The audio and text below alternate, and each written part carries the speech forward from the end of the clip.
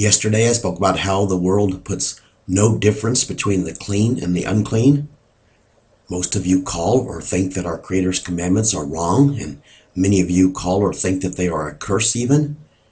You got your crazy beliefs from the abomination that desolated the truth, Saul of Tarsus. You chose to believe him instead of believing our Elohim's prophets and his son. But the world's abominations run much deeper than just calling our Elohim statutes and his judgments a curse, like Christianity does. Most of you go so far as to condemn his righteousness in your hearts even.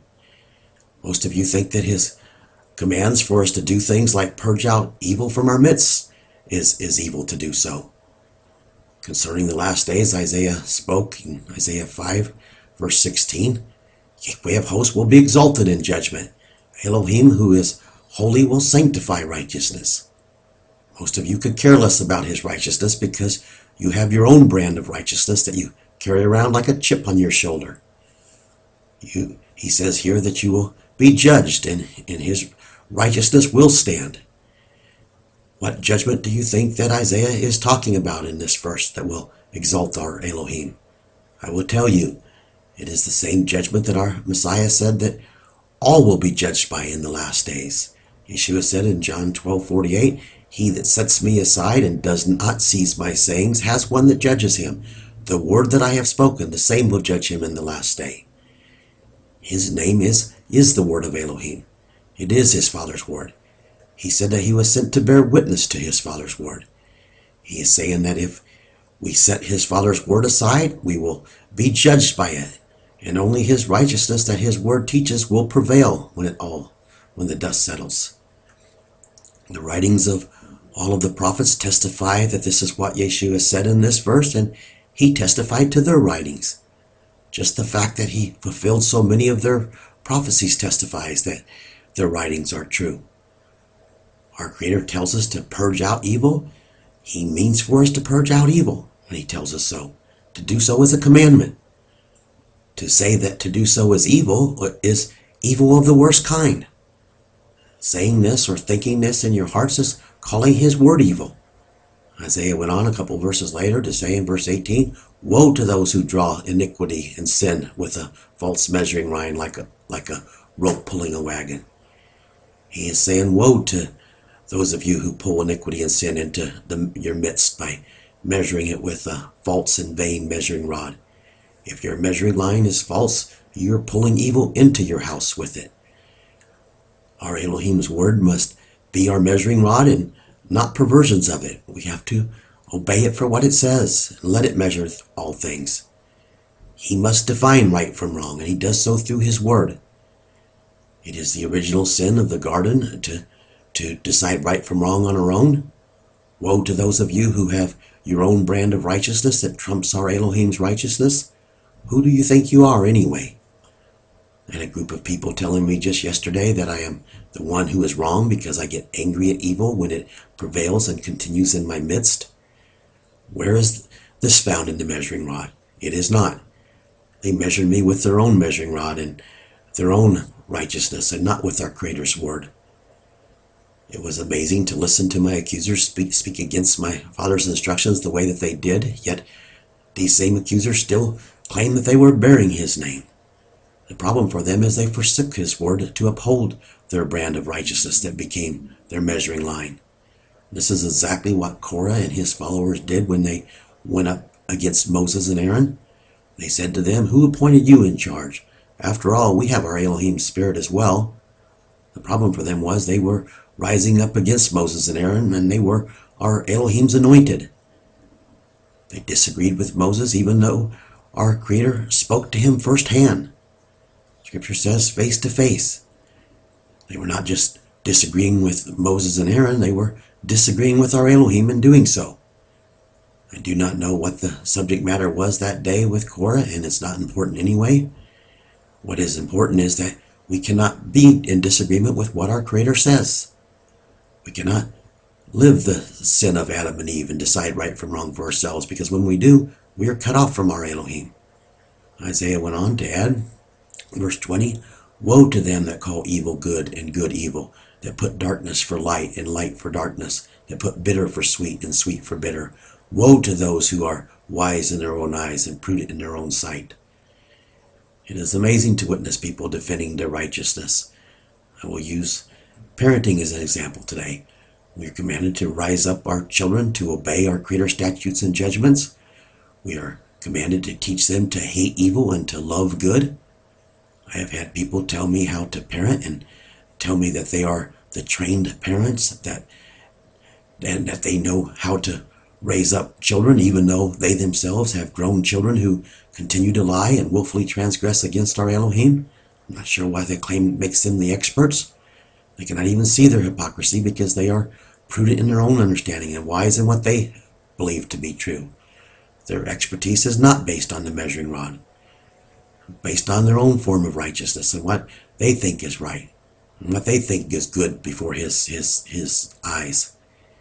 If any of you are excusing evil or making allowances for it, you are pulling it into your midst with a false measuring line. And if you are making allowances for evil and calling the one who opposes the evil with all of their being the evil one, shame on you. Why do you think that our Elohim is sending his wrath to the world if we are to excuse evil and let it continue in our midst? He has held his wrath back since the flood until now, while he called out those who would hate evil and those who would purge it out from their midst, desire to purge it out from their midst. And now that his first fruits are sealed, he is sending his wrath upon those who will not want to turn to hearkening to him. He commanded us to purge out evil, but we did not as a society, and now he is going to take care of this for us. He has been building his family from those who eschew evil, even though it has prevailed in the world, and now he is going to continue to build his family with evil being purged out. Most people do not see things like breaking the Sabbath as being that evil, or even evil at all. This is because they do not see that not obeying our Creator as being evil. They have no regard for why we were put here. Therefore, they have no regard for what obeying him leads to. They have no regard for our Elohim's perfect righteous character, and they actually scoff at it in their hearts. They don't realize that obeying him leads to his righteous character because they never feared enough to learn this. Using the Sabbath as an example, our Creator sentenced a man to be stoned for rebelling against his instructions for this day. Do you really think that obeying his Sabbath is not an important instruction to him? But instead of calling this Sabbath breaker evil, most of you call our Elohim's punishment for the Sabbath breaker evil. In doing so, you are calling him evil. It's his word that you're calling evil. I can go right down the line with the rest of his instructions and show you how the world turns their backs to his righteousness. Most of you even tolerate and justify obvious evils like lying to one another. From time to time, I have people bring up to me, what about David? After all, he did some bad things they want to point out. Yes, David made mistakes, but his heart was broken because of his transgressions. He meditated on his Elohim's word day and night and hungered to be found in his favor by living his instructions and ordinances. He desired them. His heart was repentant. This is the heart that our Elohim can mold and can fashion. This is the heart to those whom he looks upon. This is different than a heart that says, what's the big deal? So I lied, so what? So I broke the Sabbath, so what? David knew the hurt that his mistakes caused, and he was totally broken and contrite because of them. He did not waltz off along his merry way. He said, Father, break my legs or my arm if need be, but please do not remove your spirit from me. He sought his Creator's righteousness. He pleaded with his children to do the same thing. He did not have Korah's spirit of rebellion. He even refused to rise up against Saul because earlier Saul had been anointed by our Elohim. He refused to rise up against him even though he himself had since been anointed to replace him. He felt that since Yahweh had anointed him, then he was going to have Yahweh was going to remove him. He was going to say, Yahweh, he said, Yahweh, you are going to have to remove him. You're the one who anointed him, you remove him. You would not believe what I have been witnessing from a different spirit in people who say that they are led by my Father, our Elohim spirit. and tell me that I am the one that is wrong. I have witnessed all sorts of different measures of rebellion to me from people, in spite of being anointed by His Word. Even from people who acknowledge that I have been anointed by Him through His Word. Even people who had His Spirit guiding them until something come along that just tweaked them. And then they rose up against Him and they were shut off from His Spirit. There is no fear amongst most of you. Once your pride establishes something in your mind, it is amazing how strong-willed you can be to uphold your wisdom, even though His measuring rod says differently. It was brought to my attention a little bit ago that the same thing could apply to me, and absolutely, it certainly could and can, and that's why I measure everything against the measuring rod. For those of you who have risen up against me and have risen up against the measuring rod, you certainly do not have the heart of David. We have to let His Word be the measuring rod. Not one of you who have accused me of being false have been able to come to me and tell me where I am wrong according to the measuring rod that was given to us. This is because I have measured what I've spoken with the measuring rod, and you cannot bring this charge against me. Maybe pick an isolated verse here or there by itself and try to build a case, but all you have to do, precept upon precept, His Word is clear on what His righteousness is, His righteous judgments. Instead, most of you just tell me that I'm wrong because you do not agree with what I have spoken or how I've spoken it. Most of you think that calling evil is not being loving. Is it love that the Sabbath breaker continues to live so that he or she can teach their children or teach others to rebel against our Creator? Rebellion to Him leads to eternal death. How is it love for this? How is it love to let this person shed the blood of others like this by his bad example? Is it love to let someone in your family continue to cause rift and division and hurt to others because they continue to lie or they continue to steal from others in the family emotionally? No, man has a backwards way of looking at what love is. It is not love to let evil continue. It is wicked to let evil continue.